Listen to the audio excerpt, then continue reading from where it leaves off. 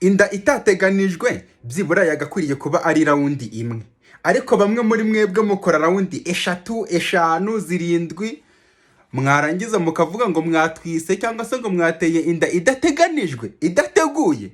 Noneho bamwe muri mwebwe mugenda mukora n'amapozisiyo atandukanye, muhinduranya, mwabize icyuya cyinshi cyane, ukumva umukobwa aravuga ati baby oya njye ndambiwe iyi style, reka dukurikizeho n'iyindi style. Mugakora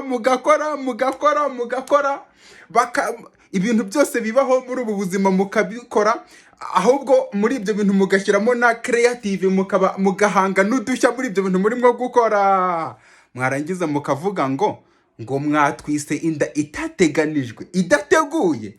Nyine ibintu iyo ufite uburyo bwinshi cyane bwo gukora ibintu mu buryo bugiye butandukanye, uba washyizemo n'ubugeni. Hari n'abajya no kubikutana hose, sinzi izo style zo uko bazita, ti baby duhindure tugire gute, ndumva ibingibi binaniwe, reka dukomeze cyane. Ariko nyuma mwabirangiza ngo mwatwite inda itateganijwe, wateye inda idateguwe, idateganijwe. Imana izabahana.